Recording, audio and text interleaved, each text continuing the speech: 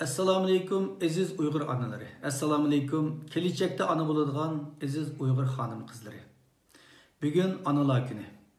Ammo bu kunda Uyg'ur onalarga, Uyg'ur xonim qizlarga onalar bayrami muborak bo'lsin demaymiz. Chunki undaq bir muborak bo'lsin deydiganqa sababni topolmaymiz.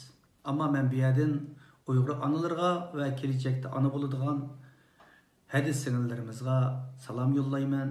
Hürmet bildirmen ve ilgili salam berimen. Ben bugün Dünya Kurultayı'nın reislik salayeti bilen ve yaki bulmuşsa Uygur davasideki bir hizmetçi bulu süpütün bilen emez, bir Uygur perzenti bulu süpütün bilen. Yıllardan bu yan ana hesirtini tatkan, yakı yurtlarda, sersançılıkta, ata anısının hesirti bilen yığılgan bir perzent, bir balı bulu süpütün bilen, Uygur hanım kızlar bilen, anılar bilen, yurttaşlarım bilen bir iki kelime üzemden yürek sözlerini ortaklaşmakçı. Ben muhaciret yaşadığımız 26 yıl oldu. 1994 5. ayda, bana del 26 yıl ilgiri ben anam bilen hoşlaşkan. Dostlarım bilen hoşlaşkan. Aslında dostlarım bilen ben ketip barmen de hoşlaşamagan. Fakat anam bilen ve ayalım bilen estip durup, köz yaşıp durup hoşlaşkan. O vaqtda ben bir balıktım. Ama ben bugün iki balının dadısı boğan bir dadı oldum. O vaqtlarda ben hoşlaşkan aşı minutlarda benim ayalım, benim balımның, kızımның qosuğuda 3 aylık hamilelik qalğan. Anam bana esip durup balam, biz kaçan görüşemiz emdi dep köz yaşlar qılğan. Elimi isimde. Ben anamga teselli bergen. Ana, çoxum görüşümüz. Pat yakında görüşümüz degan. Ama bu ayrılışının, bu vidalışının mengülük bir vidalış bo'lganligini o'ylab bakmagan. Bilmeydim. Aradan 26 yıl öttü. Ben anamның videosunu görüp bakmadım. Keyinki vaqtlarda texnologiya taraq qilib, uçurlar taraq qilib, insanlar, qarindoshlarimiz öz ata-analari bilan videolarda görüşeleydiğen, söz işeleydiğen imkaniyetler oldu. Ama benim için o imkaniyetim olmadı. Bizim öyde internet yok muydu, imkan vermeyeceğim mi onu bilmeyim. Ama ben ondak bir taleyime iyi bakmadım. 2008 yılı veya 2009 yılının başları boz gerek. Erkin Sıdık akimiz vatenge, Aksu'ga, tıkkan yoklaş münasebetiyle bağa vaxtıda apam dadam bilen düşken resimlenip geldi. Ve kıskıca bir videonu 2-3 minutlik videonu bilip geldi. Benim kulağımda bağ hatırım şu. Ondan başka ben aile işinin aldıdaki şu, yani benim yaşımda kalan anamның, dadamның hatırlarını isteymen. Ama 2018 yılı ben ayrılıp aradan 24 yıl ötkende anamның vafat haberini bildim. Bu yıl 2020 yılı 26 yıl ötkende dadamның vafat haberini öğrendim. Demek hayat vaxtıda ulanın qandaqlığını bilemedim. Vafat bolğanda ölgenligin haberini aladım. Ben bir balı süpütüm bilen ata-anamni, qarindoshlarımni her zaman sevindim. Xitay 2008 yılı Beijing Olimpikning aldıda bizim öyge keptiken. Apam bir telefon diyen, balam, Beijing'den, Ürümçi'den rehberler kepti. Sen Germaniya çıkıp gel, balan seni çağırsın, teklifname evetsin, bir körüp gel diyen. Ben anamga şu vakti şu cevabını verip diken ben. Çünkü o vaxtlarda 2008 yılı Beijing Olimpik'ten burun bütün yurttaşlarımızdan belki hafızsızı bolsa gerek. Bütün Uygurlarning pasportlarını yığıp algan. Nurg'unlagan günahsız kız yigitlerimizni akirip solap koygan. Sebebini dese Olimpik'ten kim koyup berimiz dep. Hemme adamның pasportunu yığıp algan. Çetki çıkışta asasen çeklengen. Muşundaq bir vaqtda Beijing'den Xitay emeldarları, Ürümçi'den Xitay emeldarları kelip senin balanla görüşüp gel, çetki çıkıp gel. Deyişinin üzü bir aldamçılık bo'lganligini men yaxshi biletdim. Belki şu vaqtlarda buludu deb men ata-anamni chaqirtgan bo'lsam, kep ko'rishib olgan bo'lardim. Ama Xitoy hukumati bu orqali nimaga erishmoqchi? Hamma adamning pasportini tortib, chet elga chiqish cheklangan bir vaqtda Dolqinning ota-onasi qanday chet elga keladi deyish orqali insonlarimizning o'rtasida bir ishonchsizlik, bir fitna fasod shakllanmoqda. Men buni bilganligim uchun adamga ana putqulangda jon bor vaqtida, yosh vaqtingda men ko'p chaqirdim, ammo sen o vaqtda pasportlar ishlab bermadi, kelmading. Bu soatdan keyin sening bu yerga kelib, meni ko'rib ketishingning bir hojati yo'q deb javob berdim.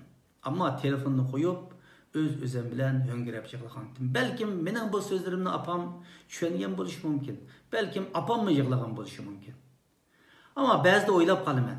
Hey, insonlarning gaplarini deb shu fursatlardan mahrum qolgandim. Bo'ludana deb chaqirtgan bo'lsam, balkim kelgan bo'lsa, bir ko'rishib olgan bo'lsam, o'z vaqtida to'yanmagan anamni chin quchoqlab bir so'yib olgan bo'lsam, putqo'llarini tutib olgan bo'lsam, nim bo'lgan bo'ladi deb buni o'ylayman. Ammo bo'ludi deb chaqirtgan bo'lsam, Xitoy ras pasport berib mening ota-onamni yo'lga salamdi, uni bilmayman. Ammo mening javobim shunday bo'lgan. Bularni o'ylasam, men bir bola bo'lish, inson bo'lish sifatim bilan yuraklarim ba'zi etishidi. Mana bugun ko'rmayman. Ko'ray desammi ko'rmayman. Anlay desammi ovozni anglayolmayman. Albatta keyingi yillarda bugun bu undaq qismatga duch kelgan malla emas. Minglagan Uyg'ur onalari mening ota-onamdinmi og'ir fojialarga giriftor bo'ldi.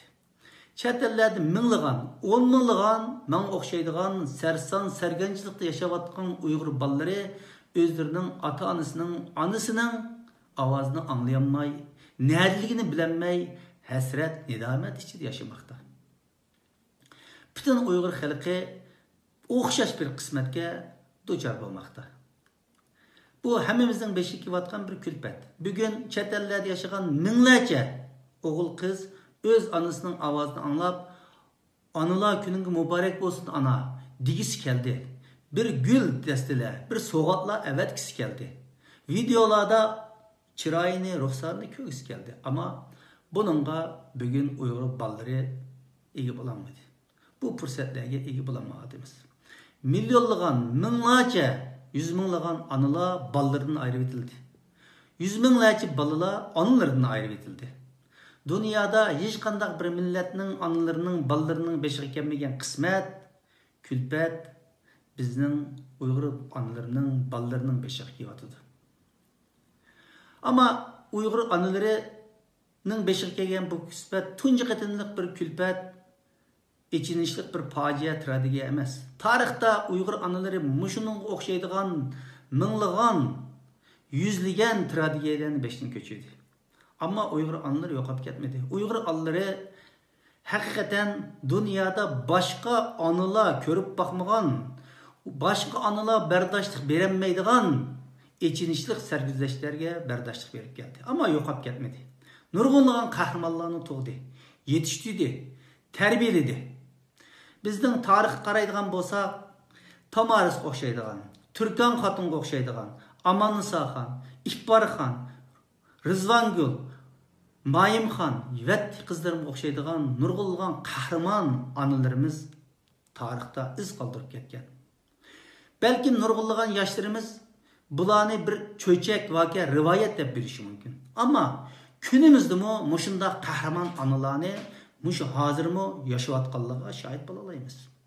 2009-yili Urumchi qirg'inchiligi, Urumchi voqeasi yuz bergan vaqtning o'zida Xitoy tanklarining oldiga bir hasitayoq bilan chiqib turib, Xitoy tanklarining oldini to'sgan Tursungul onani xotirlaymiz. 6 yil Xitoy turmusida yetib chiqqan qahramon ona Rabiya Qodirni xotirlaymiz. Va shuning bilan birga yana bugun her dunyoda bu jazo lageri kampusida yuz berilgandan keyin o'zining sarguzashtlari bilan dunyoga Uyg'urning ovozini anglitishga imkoni bo'lgan shu jasoratni ko'rgan qahramon onalarimizni ham bilalaymiz. Mirgul Tursun, Zumrat Davud, Gulbahar Jalolova, Sargul, Tursunay Ziyovuddin va shundaqlab Fatigul G'ulom ve Amerika'daki inimiz Firqat Cevdat'ның anisi Münevver anamızga o'xshaydigan cesur ayollar hem bizning muşu dünyada, muşu kunlarda bizga ulgu bo'la oladi. Demak, Uyg'ur xalqi tarixda nurg'unlagan qahramon onalar bilan faxrlanishga arziydigan bir xalq. Endi biz chet elda yashayotgan minglagan Uyg'ur o'g'il qizlari o'xshash bo'lmaydigan qismatlarga duchor bo'ldik. Nurg'unlarimiz ota-onalarimizdan ayrıldık, onalarimizdan ayrıldık. Ama bu kunlarni o'tib ketadiganligiga, bu qahramon onalarimizning jazo lagerida azob chekayotgan onalarimizning hurlik erishtirish uchun qo'limizdan kelgan bir kishilik hissimizni qo'shishga bir milliy majburiyat bo'lganligini his qilishimiz kerak. Nurg'unlagan o'g'il qizlarimiz bu majburiyatni his qilib, o'tirlarga tushib, o'zining qarindoshlari uchun, ota-onalari uchun dunyoda nurg'unlagan isil faoliyatlarni yapadi. Buning natijalari bo'ldi. Bugun aşu jazo lagerlarida azob chekayotgan aşu onlarimizni qutqizish, aşu qahramon insinlarimizni qutqizish, Xitoyning ichki o'lkalarga majburiy yo'tkilib ketilayotgan va Xitoyga majburiy xotinlikqa izzat obro'yining dafsanda qilinishiga sabab bo'layotgan mushu fojialarga nisbatan biz qo'limizdan kelgancha bir xizmatni qilish bu bir milliy majburiyat. Mendek anisi Xitoyning jazo lagerida o'lib ketgan insonlar uchun bu bir shaxsiy qarz ve vicdani burç, intikam burcu deb o'ylayman.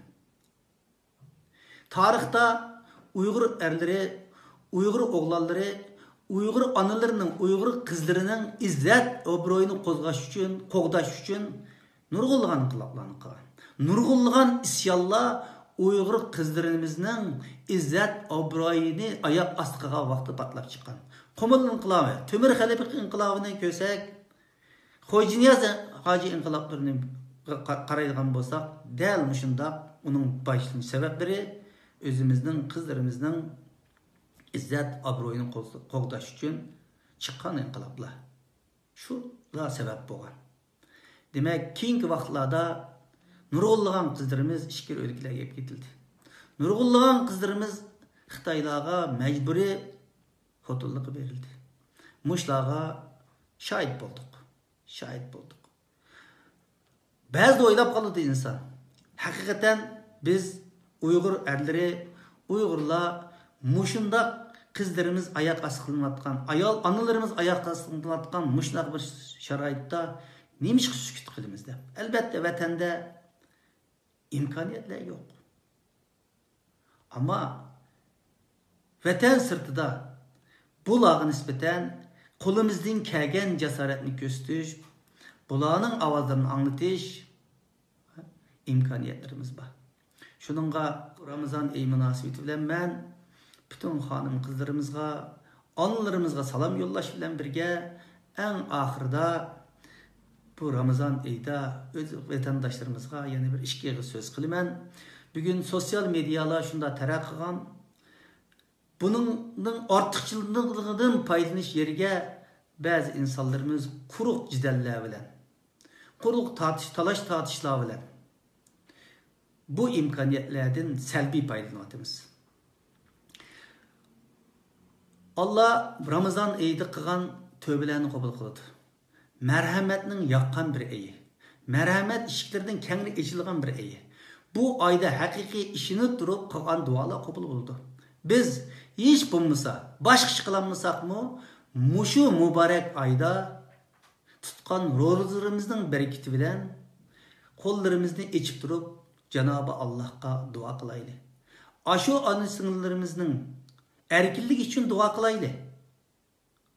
Ama bu Ramazan ayında mushu savobli ish qilish bedeliga o'lib ketgan rahbarlarimizning ustidan shikoyatlar qiladigan, qusur izlaydigan, ularni o'tkazgan xatoliklari bilan tanqidlaydigan, mushning bilan nurg'unlagan qalaymiqanchiliklarga sabab bo'lgan hodisalarga shohid bo'layotimiz. Albatta, bizning tarixda o'tgan qahramonlarimiz, ustozlarimiz, liderlarimizning kamchiliklari bo'lgan. Ammo ortiqchiliklar bo'lgan.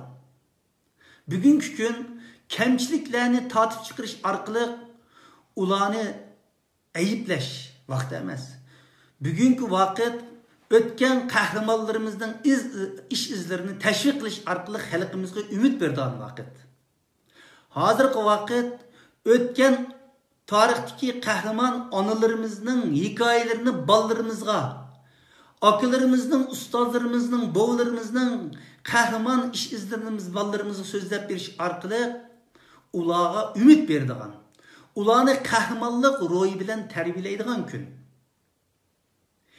Albatta, kelajakda mustaqil davlatimiz bo'lgan vaqtimizda tarixchilarimiz hujjatlar bilan o'tgan tarix qahramonlarimizga baho berishga kiradigan kunlar keldi. Biz hozir imkonlarimiz yo'q. Bütün dünyadaki Xitoyning arxivlarini izlab topadigan imkoniyatlarimiz yo'q. Dunyoning boshqa yerlaridagi arxivlarni izlab turib haqiqiy adil bir baho beradigan imkoniyatlarimiz yo'q. Bu kunlar keldi. Uni ep qo'ysak bo'ldi. Hozir o'lib ketgan liderlarimizni tanqid qilish bilan ularning o'tkazgan xatoliklarini bugun dunyoga ep chiqish, ularni tanqidlash bilan milliy mustaqilligimizni amalga oshirishimizga bir foydasi olmaydi. Onun uchun aziz qarindoshlarim, agar vaqtimiz bo'lsa, ish topolmasak, hech bo'lmasa bir qahramon onaning hikoyasini yozib chiqaylik. Hech bo'lmasa bir qahramon inqilobchimizning tarixda o'tgan minglarcha qahramonlarimiz o'tdi.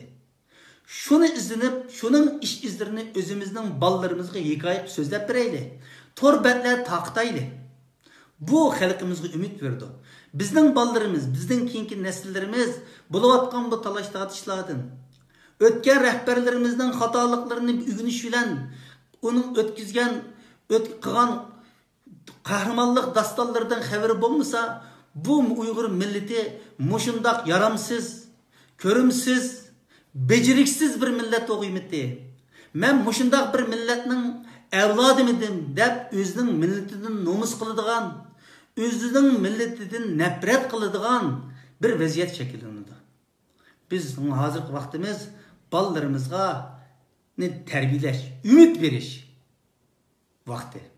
Şununla bütün vatandaşlarımızın bu Ramazan'ın keyinki 14-15 gününü ehemmiyetlik ötküzeyli, dualar bilen ötküzeyli, teşkilatlarımızı tıllaş bilen emez, teşkilatlarımız qo'lidan kelgan faaliyetini qilatıdı.